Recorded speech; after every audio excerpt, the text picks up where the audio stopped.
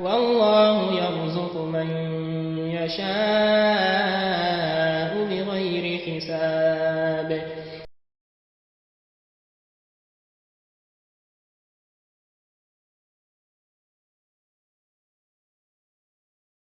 Alhamdulillah, comme vous le savez tous, nous nous rapprochons du mois béni de Ramadan. Il est important que nous parlons de certaines règles qui sont liées à ce mois béni de Ramadan.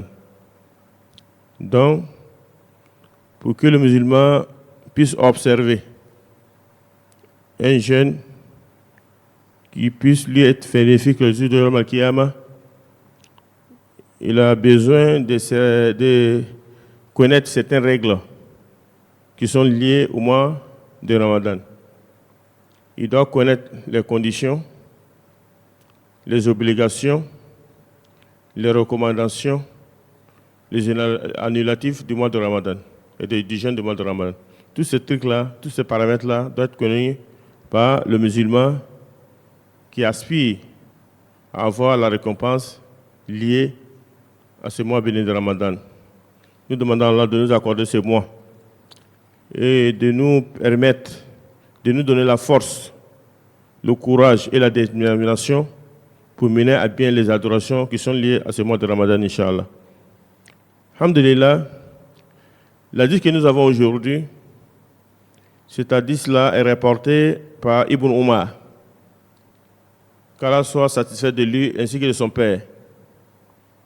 Selon Ibn Umar, il a entendu le prophète sallam dire Ala a'malu inda Allah sab'un amalani mu'jiban wa amalani bi amsalihima wa amalun bi ashir amsalih wa amalun bi sab'umiyah wa amalun la ya'lam sawabu ila Allah.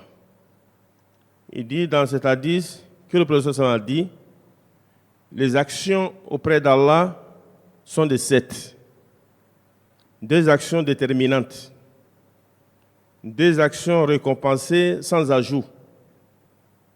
Une action récompensée à 10 mérites. Une action récompensée à 700 mérites. Et une action dont Allah seul connaît le mérite.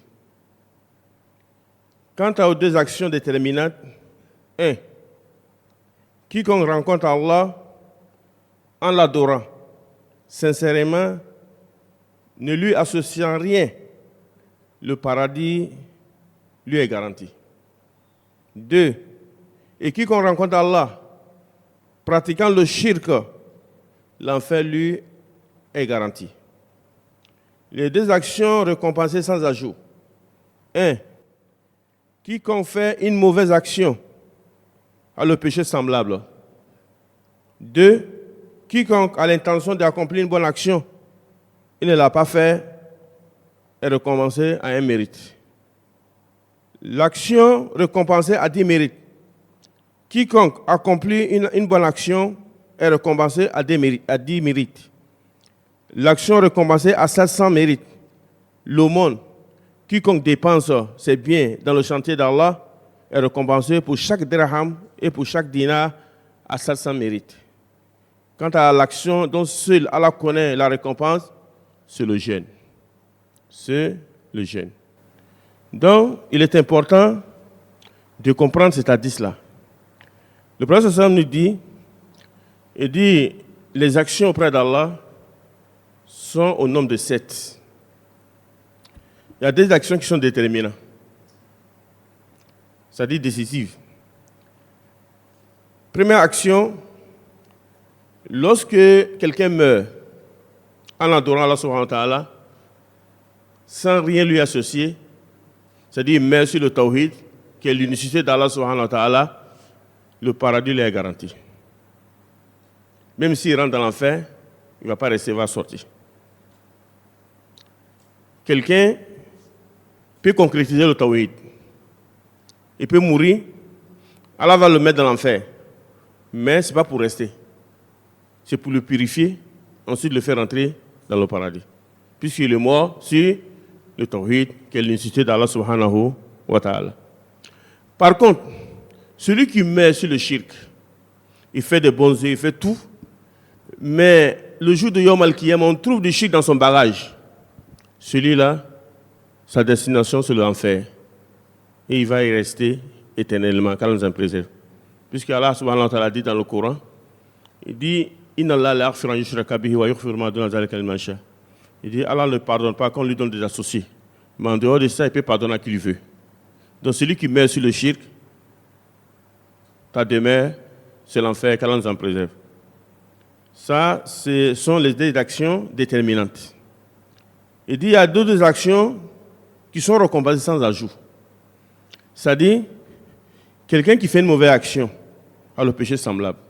C'est-à-dire, tu fais un péché, tu fais un mal, Allah ne va pas multiplier les péchés pour te donner. Il te donne un seul péché par rapport à ce que tu as fait. Voyez-vous? C'est-à-dire, cela nous apprend que les péchés ne sont pas multipliés, contrairement aux bonnes actions. Les bonnes actions sont multipliées, mais les péchés ne sont pas multipliés. Cependant, les péchés peuvent être graves par rapport au lieu ou au temps où on a commis ces péchés-là. Si tu commets le péché dans un mois sacré, comme dans lequel nous sommes actuellement, le péché devient plus grave que si tu l'avais commis dans un autre mois. Si tu commets le péché dans la mosquée, c'est plus grave que si tu commettais ce péché dehors. Le péché peut être grave, mais les péchés ne sont pas multipliés. Par contre, les bonnes actions sont multipliées. Également, il dit quiconque a l'intention d'accomplir une bonne action, il ne l'a pas fait. Et recommencer à un mérite. C'est-à-dire, tu prends l'intention de faire une bonne action. Maintenant, par rapport à une situation, tu n'as pas pu accomplir la bonne action, Allah subhanahu wa ta'ala va te donner le mérite de ton intention. Mais ici, il faut comprendre quelque chose. Il ne s'agit pas seulement d'avoir la bonne intention. Quelqu'un qui est à la maison, il pense que je dois venir à la mosquée. Il a la bonne intention. Mais il ne fait aucun effort dans ce sens. C'est-à-dire, lui, il pense seulement que je dois venir à la mosquée, mais il ne vient pas. Hein? Est-ce qu'il va avoir le mérite? Ici, lorsque tu prends la bonne intention, il faut aussi faire l'effort pour t'engager. Quelqu'un, par exemple, il prend l'intention de venir à la mosquée. Il fait des ablutions. Et puis maintenant, ensuite, par rapport à une excuse valable, il ne peut plus venir à la mosquée. En ce moment, avant de lui donner les récompenses de celui qui est venu à la mosquée.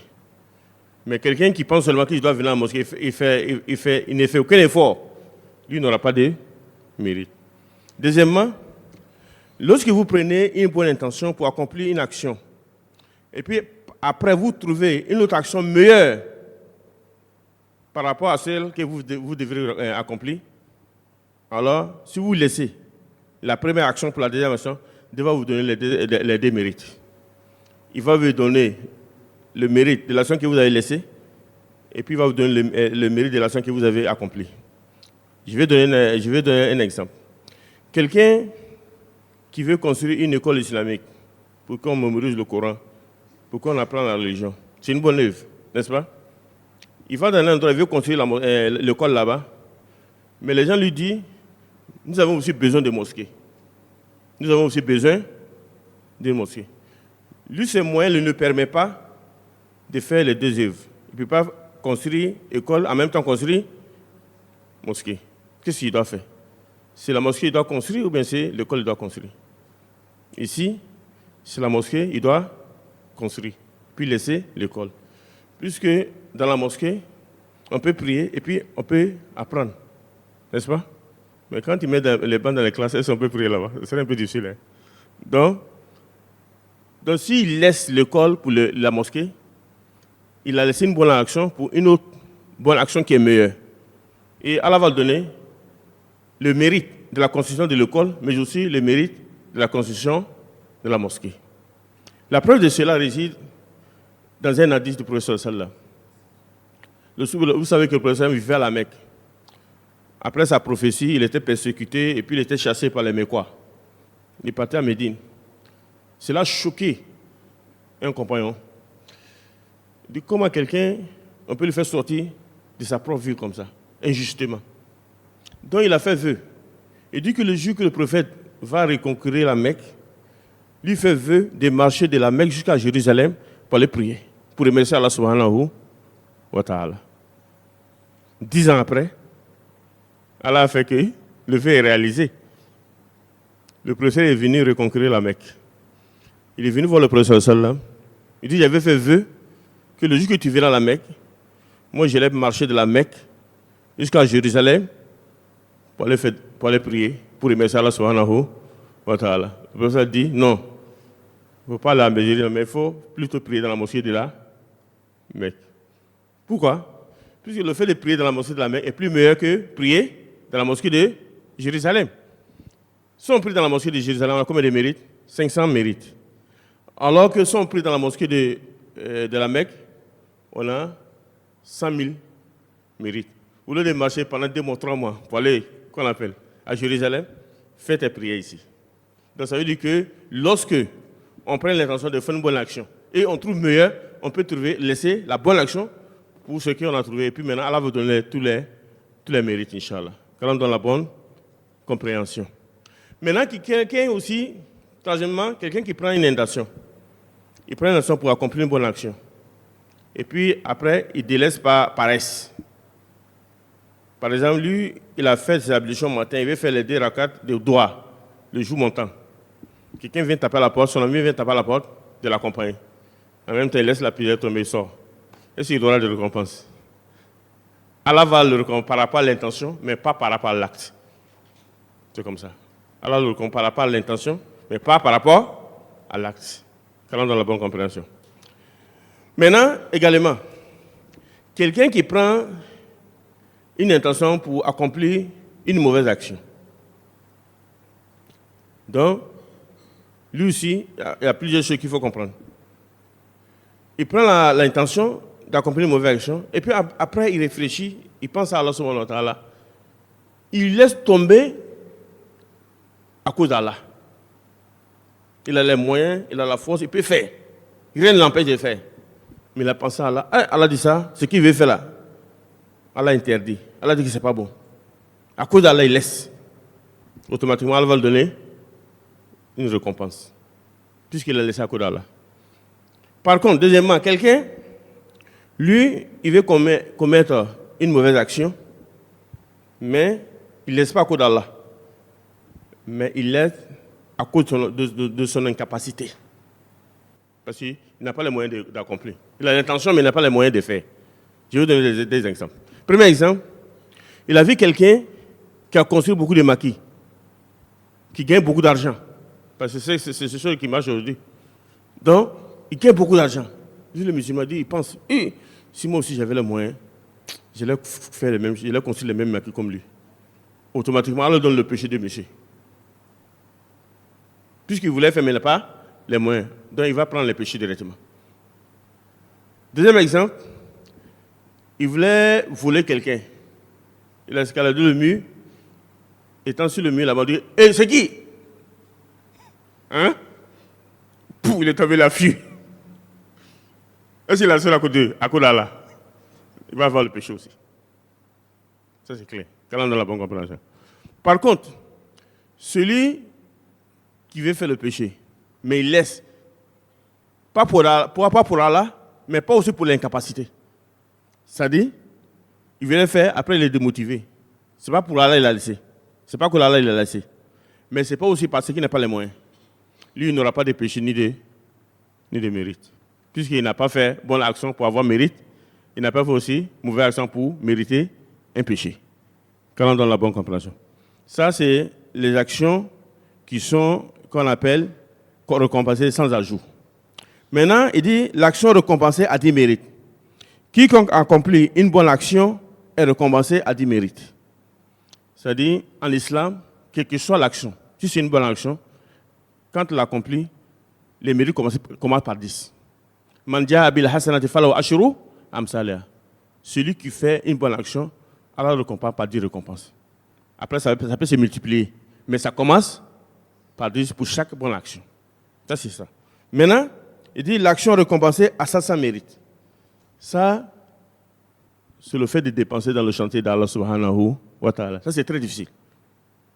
Quand tu donnes 5 francs pour Allah, quand tu donnes 5 francs, ça commence par 700. Quand tu donnes 5 francs, ça commence. Les autres actions, ça commence par combien? Par 10. Mais quand quelqu'un dépend dans le chantier d'Allah, ça commence par combien? Par 700. Puisque c'est difficile. Beaucoup d'hommes, ils ont les moyens, mais ils ne peuvent pas donner à Allah subhanahu wa ta'ala. Souvent, quand il veut donner, il dit, bon, au lieu de donner ça à Allah subhanahu wa ta'ala, ça pourrait résoudre ce problème, ça pourrait résoudre ce problème, ça pourrait... Lui, il reste dans ses calculs, il ne peut pas donner. Mais quelqu'un qui laisse tout ça, il sait que cet argent qu'il veut donner à Allah peut résoudre certains problèmes. Mais il laisse tout ça, il donne à Allah. Ça, c'est un degré de foi. C'est pourquoi Allah subhanahu wa ta'ala lui récompense par 700 mérites. Ça ne s'arrête pas là, ça continue seulement. Si c'est fait sincèrement pour Allah subhanahu wa ta'ala. Ça, c'est le mérite de celui qui dépense dans le chantier d'Allah subhanahu wa ta'ala. Quand on donne la bonne compréhension. Maintenant, il dit, quant à l'action dont Allah seul connaît la récompense, ça c'est le jeûne. C'est-à-dire, aucun savant ne peut te dire, voici le mérite du jeûne. Et puis tu dis, si tu fais la prière, tu peux avoir tel mérite. Et puis tu dis, tu fais le hajj, tu peux avoir tel mérite. Et puis tu dis, tu fais le mois, tu peux avoir tel mérite. Mais il ne peut pas te dire, si tu fais le jeûne, tu peux avoir tel mérite. Il ne peut pas te dire ça. Puisqu'Allah n'a pas dit ça à quelqu'un. Il dit, c'est Allah seul qui connaît la récompense du jeûne. Donc cela montre clairement que le jeûne est la meilleure adoration. En islam, il n'y a pas d'adoration meilleure que le jeûne. Parmi toutes les adorations, c'est le jeûne qui est le meilleur. Pourquoi? Puisque Allah subhanahu wa ta'ala, le prophète sallallahu nous dit qu'Allah dit dans un hadith qudsi que kullu amal ibn Adam la illa som fa innahu li wa ana ajibi. Il dit toutes les œuvres du fils d'Adam lui appartiennent, sauf le jeûne qui est à moi, et c'est moi qui me charge de le récompenser. Voyez-vous? Ici, Allah subhanahu wa ta'ala, il dit que le jeûne est pour lui. Et celui qui se charge de récompenser le jeûneur. Pourtant, quand nous regardons, tout ce que nous faisons comme bonne œuvre, on fait pour qui? Pour Allah. Quand tu pries pour qui? Pour Allah. Nous sommes assis dans la mosquée, ça, à cause de qui? À cause d'Allah. Nous prions à cause d'Allah. Ceux qui dépensent l'argent dans le chantier d'Allah, ils font à cause de qui? À cause d'Allah. Ceux qui vont à la Mecque, ils font à cause de qui? À cause d'Allah. Mais Allah dit tout cela, c'est pour toi. Sauf le jeûne, qui est pour lui. On dit ici, bien que toutes les œuvres soient pour Allah, il a annexé le jeûne à lui. Pourquoi? Il a annexé le jeûne à lui. Il dit, il a somme faïnaouli. Il dit, le jeûne est pour moi, et c'est moi qui me chercherai personnellement de récompenser le jeûneur. Pourquoi? Certains ulémas disent que pour montrer le prestige et la grandeur du jeûne, Allah avait montré que le jeûne, c'est la meilleure adoration. Donc c'est pourquoi Allah a dit cela. D'autres ont dit, le jeûne est une adoration cachée, qui n'est point entachée d'ostentation. Ça veut dire quoi? Ça veut dire que dans toutes les autres adorations, tu peux faire ça de façon ostentatoire. Tu peux prier pour qu'on t'apprécie. N'est-ce pas? Les gens sont assis, tout le monde est assis, ils sont là, toi tu viens dans la mosquée, tu fais des gestes pour que tout le monde te voit. Non, il prie bien, non, c'est bien. Alors que dans ton cœur, tu veux que les gens te regardent. N'est-ce pas? Il y a des gens, ils peuvent faire le monde pour que les gens l'apprécient. Ils vont dire, Masha'Allah, il est généreux. Ça, c'est l'intention. Donc, il y a la sensation qui est rentrée dans l'adoration ici. Il y a des gens aussi, ils parlent plusieurs fois à la Mecque et puis ils se vantent avec ça. En tout cas, ils disent ça va le cœur. En tout cas, ils disent bien le cœur. Moi, je suis parti 30 fois, 40 fois à la Mecque. Tu es parti pour qui? Donc, il peut se vanter de ça. Mais quand toi, tu gênes là, qui voit ça? Comment on veut faire une prochaine là? Tu as fier, tu es assis là, mine serrée. Personne ne voit ton jeûne. N'est-ce pas? Donc c'est pourquoi il n'y a pas de sensation dans le jeûne. C'est pourquoi Allah subhanahu wa ta'ala annexer le jeûne à lui-même. Il y a des éléments qui disent aussi que d'autres ont dit que c'est parce qu'Allah est le seul qui surveille le jeûneur. Comme l'a dit le messager sallallahu alayhi wa sallam, rapportant de son Seigneur, il délaisse sa nourriture et sa boisson pour moi. Quelqu'un peut jeûner, puis se cacher quelque part là pour manger, pour boire, et puis sortir pour dire aux gens que je jeûne, n'est-ce pas? Qui le contrôle? Qui sait? Personne. Mais si quelqu'un jeûne, il ne fait pas tout ça. Il fait à cause de qui il réel bas. À cause de si jeûne pour les gens, il peut se cacher pour manger. Donc personne ne peut contrôler un jeûneur. C'est la seule qui peut le contrôler. C'est pourquoi Allah dit que le jeûne est pour lui. Puisque quelqu'un qui jeûne de façon sincère, c'est ce qu'il fait pour Allah. Sinon, il peut jeûner pour aller se cacher pour manger. Également, d'autres ont dit que Allah subhanahu wa ta'ala préserve pour lui cette action le jour de Yom al-Qiyamah, lorsque les bonnes actions sont remises à d'autres personnes comme compensation du tort qu'on leur a causé. Souvent, on fait du tort aux gens. Alors, quand tu fais du tort aux gens, le jour de Yom al-Qiyamah, comme il n'y a pas d'argent là-bas, il n'y a rien là-bas, c'est tes bonnes actions qu'Allah va prendre pour récompenser ceux à qui tu as fait du tort. Voyez-vous? Donc, ils disent que Allah va prendre le jeûne de quelqu'un pour donner à quelqu'un. Il peut prendre ta prière pour donner à quelqu'un. Il peut prendre ton aumône pour donner à quelqu'un. Il peut prendre ton hajj pour donner à quelqu'un. Mais ton hajj, il ne va pas prendre ça pour donner à quelqu'un. Quand on donne la bonne compréhension. Il est sûr dit qu'Allah s'est axé sur le jeûne, car par cette adoration, le serviteur adopte une qualité divine qui est le fait de ne manger ni boire. Nous savons qu'Allah ne mange pas, Allah ne boit pas. Lorsque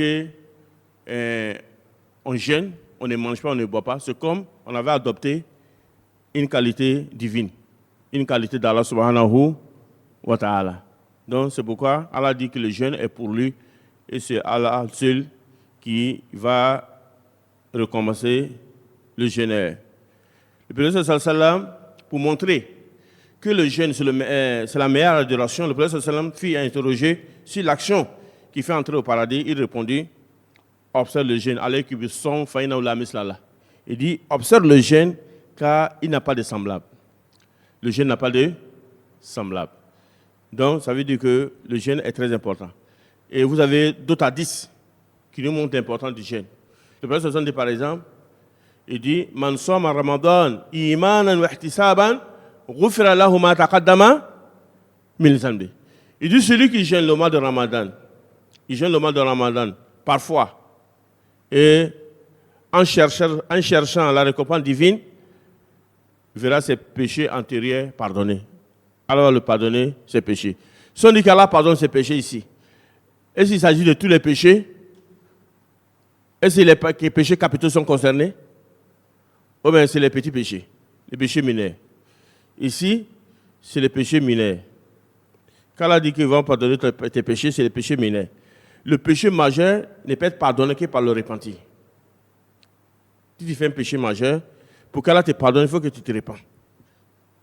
Il faut que tu reviennes à la repentance subhanahu wa ta'ala.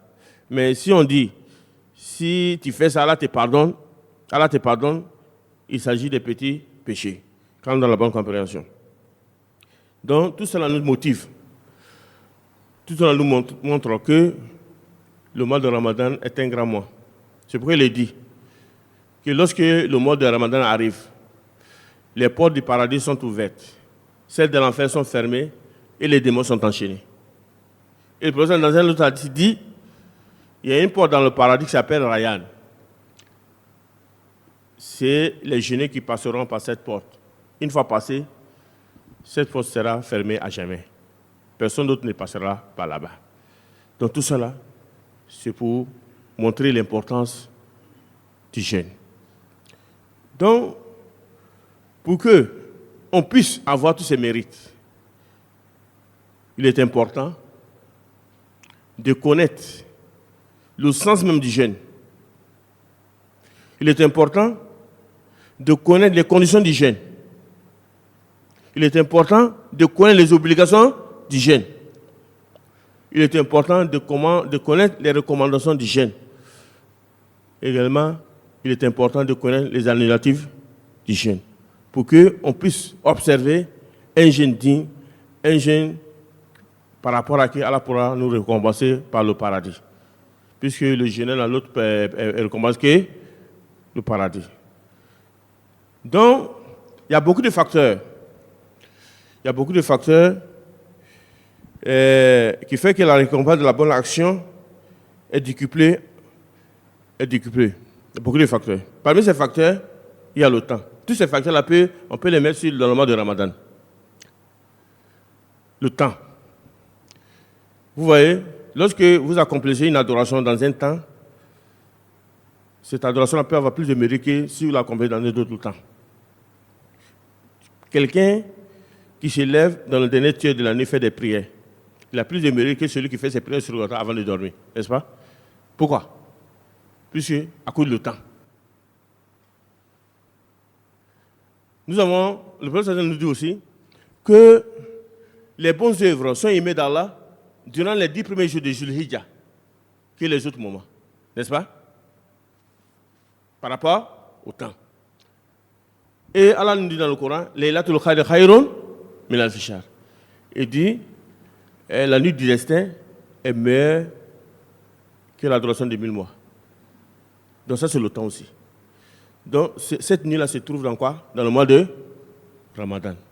Donc cela nous a encouragé, lorsque le mois de Ramadan arrive, cela nous a encouragé à faire bien les adorations pour avoir ces mérites-là. Également, le lieu. Vous savez que pendant le mois de Ramadan, les gens sont beaucoup rattachés à la mosquée. Même ceux qui ne viennent pas. Pendant toute l'année, lorsque le Ramadan arrive, il vient à la mosquée. Le prophète sallam, le fait qu'il fait une adoration dans un lieu, souvent est plus supérieur que de faire dans un autre lieu. Supposons celui qui fait sa prière seul à la maison et celui qui vient faire la prière à la mosquée, ils ont le même mérite. Ils n'ont pas les mêmes mérites, mais c'est la même prière, ils ont fait. Qu'est-ce qui est la différence ici? Le lieu. Donc, ça c'est important. Également, le troisième facteur, c'est l'action lui-même. J'ai dit tout à l'heure que la meilleure adoration en islam, c'est quoi? C'est le jeûne. Puisque le prophète nous dit que Allah subhanahu wa ta'ala dit dans un hadith qudsi, il dit, parmi tous les moyens employés par mon serviteur pour se rapprocher de moi, rien n'est même plus agréable que la pratique de ce que je lui ai rendu obligatoire. Ce que Allah te rend obligatoire, ce qu'il faut faire. D'abord, avant de faire le surrogatoire. Il y a des gens, ils se fatiguent dans le surrogatoire et puis ils laissent passer l'obligatoire. Par exemple, quelqu'un, il part toute la nuit en prière. Ou bien il part toute la journée en train de faire des zikrs. Et puis lorsqu'il est l'aide de la prière de Fajr, il dort. Il ne prie pas Fajr. Il peut se lever de 1h du matin jusqu'à 4h, 5h du matin. Et puis en même temps, à partir de 4h30, il dort. Et puis à 6h30, ou bien à 7h, il va prier la prière de Fajr. Lui n'a pas de mérite. Puisque ce qui est plus important, il a dit, ce qui est plus important pour ceux qui ne l'aiment pas. Voyez-vous? Donc, c'est très important de faire ça. Lorsque vous voulez faire une adoration, d'abord, on fait ce qui est obligatoire d'abord. Ensuite, on fait ce qui est surrogatoire. Quand on donne la bonne compréhension. Quatrièmement, c'est celui qui pose l'acte par rapport à sa sincérité. Allah peut lui donner beaucoup de mérite. Deux personnes peuvent côte à côte dans la même mosquée, mais ils n'ont pas les mêmes mérites. Deux personnes peuvent gêner, mais n'ont pas les mêmes mérites. Donc, il est important de purifier son intention pour chaque adoration. Pourquoi les compagnons du prophète sont meilleurs que nous? C'est par rapport à leur intention. Sinon, ils n'ont pas fait des choses que nous ne faisons pas aujourd'hui. Ils n'ont pas fait quelque chose que nous ne faisons pas aujourd'hui. Mais pourquoi ils sont au-dessus de nous? Par rapport à leur intention. Donc, nous allons bientôt rentrer dans le mois de Ramadan. Il est demandé à tout musulman de purifier son intention. De faire un repentir sincère vis-à-vis de lui et Allah subhanahu wa ta'ala. Chacun se connaît mieux que tout le monde. Tu sais ce que tu as fait entre toi et Allah. Tu as dit ou tu n'as pas dit ou. Allah c'est toi, tu sais. Donc pour rentrer dans le mois de Ramadan, pour bénéficier des mérites de ce mois, nous devons faire un repentir sincère avant l'entame de ce mois béni. Qu'Allah facilite cela pour nous tous. Donc c'est ça qui va nous permettre de rentrer purifiés dans le mois de Ramadan. C'est ça qui va nous permettre d'observer correctement le jeûne. Et c'est à travers ça, Allah subhanahu wa ta'ala va nous accorder les mérites qui sont liés au mois de Ramadan. Puisque beaucoup d'hommes jeûnent, mais ils n'ont pas de récompense, sauf la faim et la soif, comme le prophète l'a si bien dit. Il y a des gens, ils jeûnent, mais ils n'ont pas de récompense par rapport à leur jeûne. Donc le musulman, conscient, ne doit pas jeûner comme ça. Il doit chercher à savoir tout ce qui est lié au mois de Ramadan et dans l'intention des bienfaits et dans l'intention pour avoir les mérites qu'Allah a rattachés à ce mois béni. Car dans la bonne compréhension, que nous guidons sur le chemin. Vous savez que le mois de Ramadan, pour aller de mois simple, c'est très vaste. Le temps n'est pas beaucoup. Ce qui est ici, c'est à travers les questions qu'on pourra parler de certaines règles qu'on n'a pas pu dire pendant l'intervention. Car dans la bonne compréhension, que nous guidons sur le chemin. Salam alaikum wa rahmatullahi wa barakatuh. والله يرزق من يشاء